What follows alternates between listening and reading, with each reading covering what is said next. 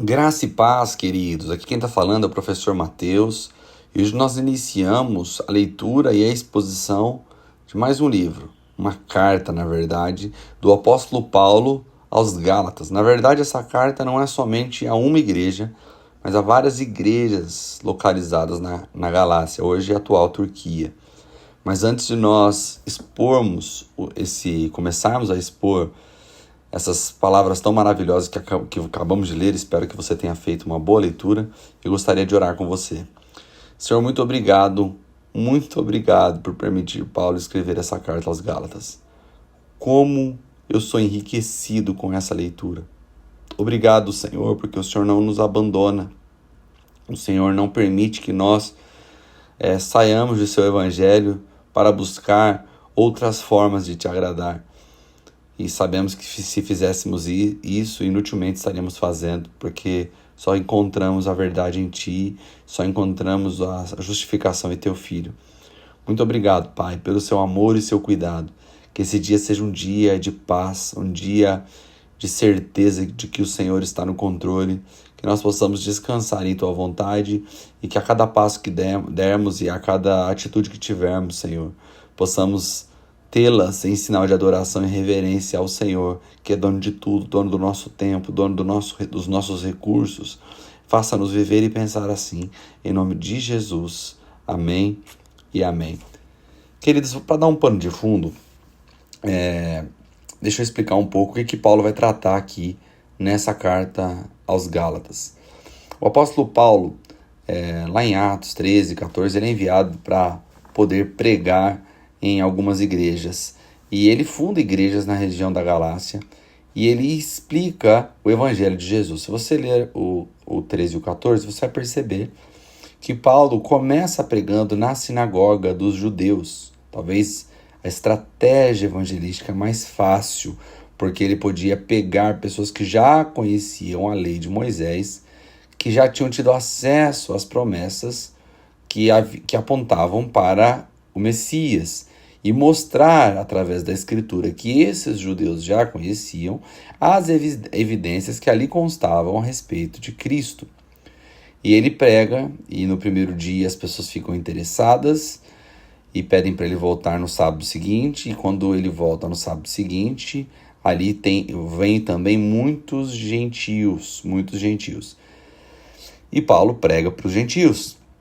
E a Bíblia diz que Deus operava com milagres, confirmava a palavra do apóstolo Paulo com sinais e maravilhas, então muitas pessoas criam. Então ele vai para outra cidade, porque havia ali uma conspiração para apedrejá-lo, então ele vai para uma outra cidade e ali acontece a mesma coisa. O que eu quero afirmar com isso é que nesse momento, embora a estratégia tenha sido pregar em sinagogas judaicas, tentando empilhar o conhecimento sobre aquele conhecimento prévio que eles tinham da lei de Moisés, Paulo também acertou profundamente o coração dos gentios e muitos se converteram. Então fica assim, uma igreja formada por judeus e por gentios. E Paulo gastaria um bom tempo pregando o evangelho de Jesus, ensinando a justificação pela fé e não a justificação pela lei. Nós vamos falar um pouco sobre isso, discorrendo as palavras do próprio apóstolo Paulo, escrito na carta.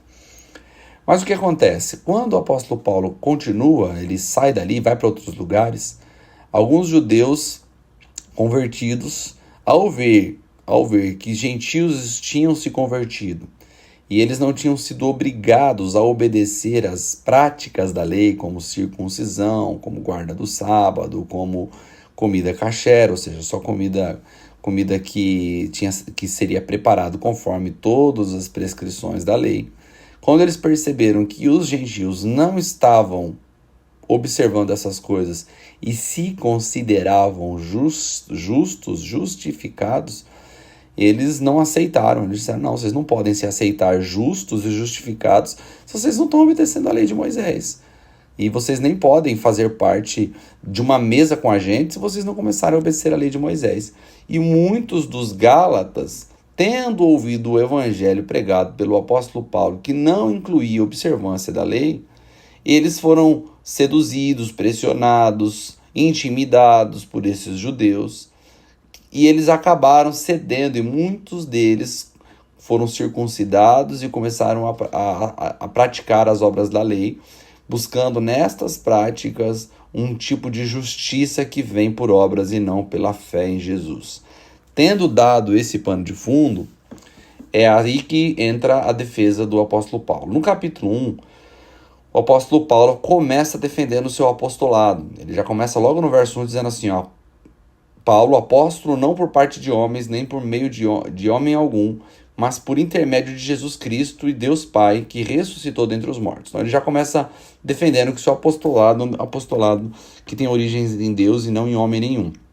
Logo no verso 6, ele já vai dar o teor da carta toda. Ele vai dizer assim, ó, admiro-me de que vocês estejam abandonando tão rapidamente aquele que os chamou pela graça de Cristo para seguirem outro evangelho, que na realidade não é evangelho. O que ele está dizendo? Vou seguir outras boas novas, que na verdade de novo não tem nada. É mais ou menos isso que ele está querendo dizer. O que ocorre é que algumas pessoas estão perturbando, querendo perverter o evangelho de Cristo. Contudo, ainda que nós ou um anjo dos céus anuncie um evangelho contrário ao que anunciamos a vocês, que seja amaldiçoado. Então ele está dizendo, esse pessoal está contradizendo tudo aquilo que foi pregado para vocês, um evangelho uma salvação que provém da fé e não das obras da lei. E se eles estão fazendo isso, eles são amaldiçoados e a mensagem que eles estão pregando é amaldiçoado. E aí ele mostra que ele não está preocupado nenhuma com a aprovação de homens. Aí ele vai continuar a partir do verso 11, verso 12, ele vai dizer que ele recebeu esse evangelho do próprio Senhor Jesus, e não ele não recebeu isso do tempo que ele passou no judaísmo. Ele vai afirmar que ele foi no judaísmo, ele era extremamente zeloso às tradições, mas ele está dizendo o seguinte, eu poderia ter extraído esse evangelho do conhecimento prévio que tinha do judaísmo, mas eu não fiz. O que eu preguei para vocês foi que eu recebi de Jesus. E aí ele vai dizer que ele foi poucas vezes em Jerusalém. Ele falou que depois de 3 anos de convertido é que ele foi a Jerusalém, conheceu poucas pessoas, e aí depois de ter ido ali, conhecido poucas pessoas, ele voltou depois de 14 anos lá, e aí sim ele conhecia um pouquinho mais de gente. O que ele está dizendo? Gente, não recebi esse evangelho por influência dos judeus, e nem muito menos de influência de irmãos cristãos que vivem na Judéia. Então, esse evangelho não é uma continuação da lei, é uma nova aliança, completamente nova, prometido pelo Senhor, mas que estava se cumprindo naquele momento, e ela não era a continuação, não era a lei 2.0, era uma nova aliança feita em Jesus, pela fé em Jesus. E ele vai agora explicar um pouquinho que, embora ela seja nova, ela tem raízes mais longas e mais antigas do que a própria lei. Ele vai explicar isso daqui a pouquinho. E no capítulo 2, Paulo vai dizer que, ele vai continuar dizendo que 14 anos depois ele subiu lá, levou consigo o mesmo Tito, e ele vai dizer que nem o próprio Tito, que era grego, precisou ser circuncidado. E ele foi aprovado pelos irmãos dali, e eles entenderam, todos aqueles que são colunas da igreja, entenderam que Pedro era o apóstolo dos circuncisos e Paulo dos incircuncisos. Só dizer que o evangelho é aos incircuncisos e que a pregação estava dizendo que a mensagem de Deus aos incircuncisos ou aos gentios tinha sido dado ao apóstolo Paulo. Ele sabia o que estava fazendo, Deus sabia o que estava fazendo. Deus havia designado uma mensagem para esses homens. Lógico que aqueles que eram judeus, que já vinham das práticas da lei, eles não precisariam começar a cumprir as práticas da lei para serem justificados. Aquilo já era o costume, aquilo já eram as ordenanças para a nação de Israel. Eles apenas tinham deixado de confiar nessas ordenanças como ordenanças que justificam e passaram a crer em Jesus como justificador. Mas os gentios que nunca tinham praticado nenhuma dessas coisas, não fazia sentido nenhum começar a praticá-las, sendo que elas não poderiam produzir nada no homem de transformação. Então, inclusive, quando Paulo sai de lá, a única recomendação que eles recebem era que eles continuassem a lembrar dos pobres, e que ele estava dizendo ser diligente em fazer essas coisas no verso 10 do capítulo 2. No verso 11, Paulo vai expor que até o apóstolo Pedro, a pressão era tão grande que até o apóstolo Pedro cedeu à pressão desses judeus quando ele foi na Antioquia. Ele estava ali comendo junto com os gentios, ou seja, os gentios comendo comidas talvez não kasher, e que são comidas feitas e preparadas segundo as prescrições da lei, talvez os gentios estavam comendo carnes que não eram assim preparadas, e estava tudo bem. Pedro estava comendo com eles, os considerando como irmãos e como pessoas justas. Mas, de repente, chegam esses judeus e Pedro, hipocritamente, se afasta desses irmãos e os evita. Quando Paulo percebe isso, Paulo está dizendo: eu fiz questão de, mesmo sendo ele o apóstolo Pedro, eu o confrontei por conta de sua atitude contrária ao evangelho de Cristo, dizendo que eles estavam cometendo um ato de hipocrisia, porque eles sabiam que, mesmo eles sendo judeus, eles também não podiam ser justificados pela obra da lei. Como então exigir que os gentios cumprissem tais obras para buscar uma justiça que só poderia ser dada através de Cristo?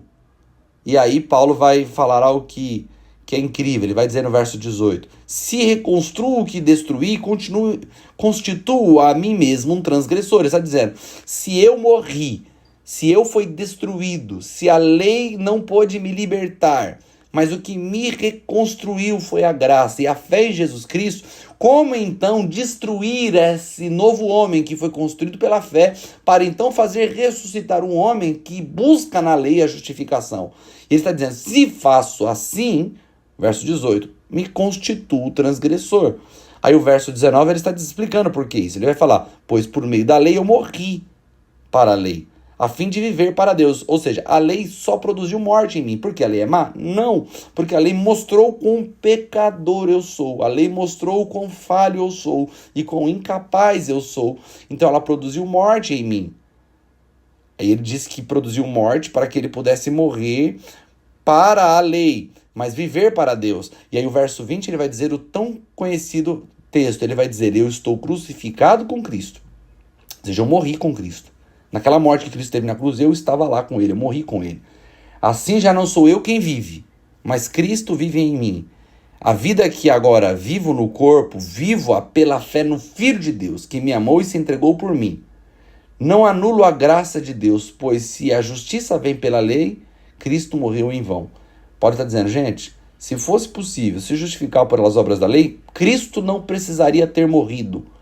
Nós não precisamos viver uma vida de olhando para a lei, tentando encontrar nela a justificação. Nós precisamos olhar para Cristo e continuar confiando nele durante toda a nossa vida, porque nós estamos crucificados e é ele que está vivendo em nós. E a vida que vivemos no corpo hoje não é uma vida que nós tentamos observar regras, é uma vida da qual nós continuamos crendo que aquele que nos justificou é o mesmo que nos mantém justificados. Então a fé em Cristo é a fé que nos sustenta do começo ao fim. Capítulo 3, ele vai falar sobre fé, ele vai fazer um contraste entre a fé e a obediência da lei. Ele começa dizendo: ó Gálatas insensatos, quem os enfeitiçou? Não foi publicamente exposto diante dos olhos de vocês que Jesus Cristo foi crucificado? Esta é a única coisa que desejo saber de vocês. Foi pelas obras da lei que receberam o Espírito ou pela fé na mensagem que ouviram?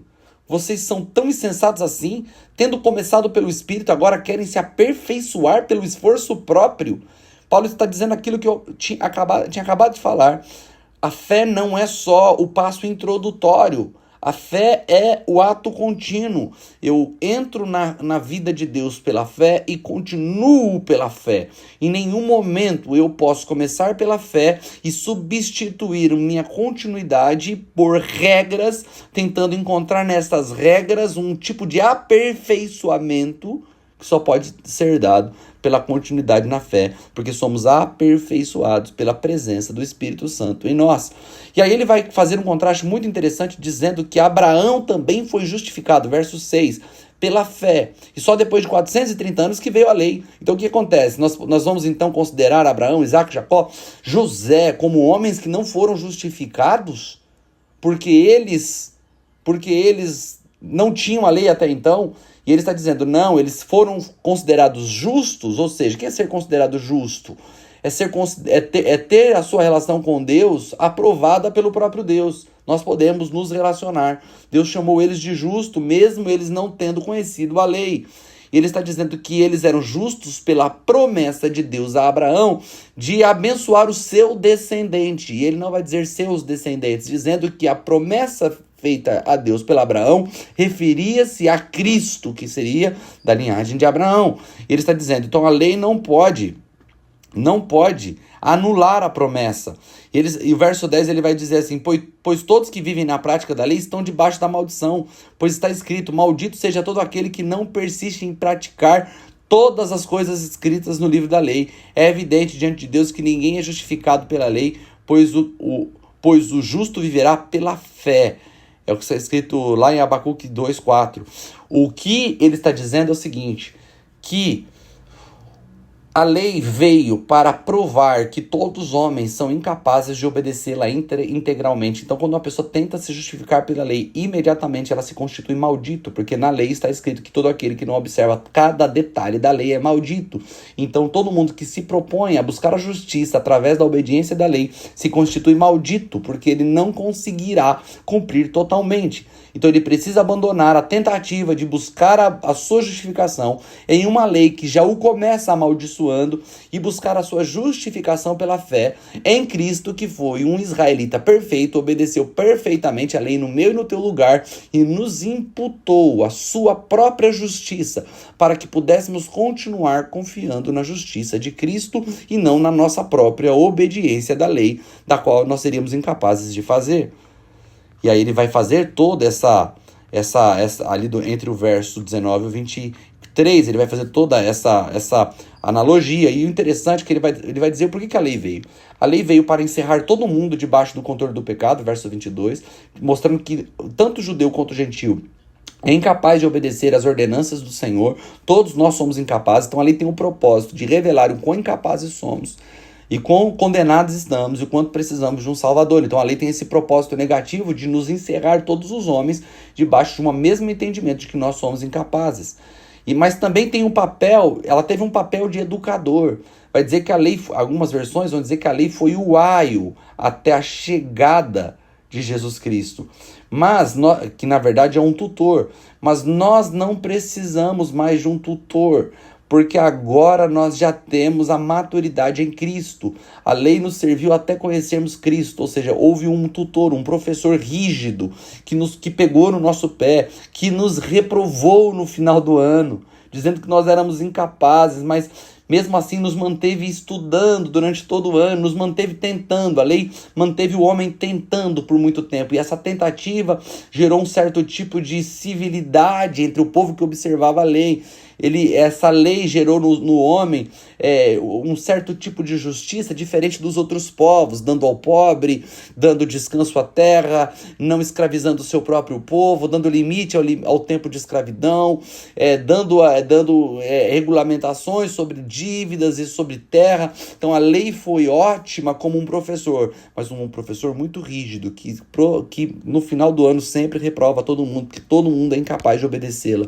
Então veio Cristo e se submeteu a esse tutor e foi aprovado, o único aprovado, e ele pegou a nota de aprovação, e por ter morrido e ressuscitado, ele ganhou o direito de passar a nós a aprovação da lei, mas não porque nós a obedecemos, mas porque ele obedeceu e nos imputou a aprovação. Hoje nós somos aprovados diante de Deus, porque Jesus nos deu a sua aprovação. E aí ele vai terminar dizendo que todos são filhos de Deus por meio da fé em Jesus Cristo, pois os que em Cristo foram batizados vestiram-se de Cristo. Não há judeu, nem grego, nem escravo, nem livre, nem homem, nem mulher, pois todos são um em Cristo Jesus. Se vocês são de Cristo, são descendentes de Abraão e herdeiros segundo a promessa. Ele está dizendo, fique tranquilo, vocês foram justificados pela fé. Vocês são filhos de Deus. Quando Deus olha para vocês, ele vê Jesus Cristo, porque vocês estão vestidos de Cristo. Todas as verdades sobre Cristo são verdades sobre vocês. Então descansem na fé de que está tudo resolvido. E permita, ele vai falar isso na próxima exposição, nós vamos falar sobre isso, sobre como crer assim e viver uma vida santa. Como viver uma vida santa sem conquistar isso por observância da lei, mas sim descansando no que Cristo está produzindo dentro de nós. Que Deus te abençoe e que você tenha um lindo dia.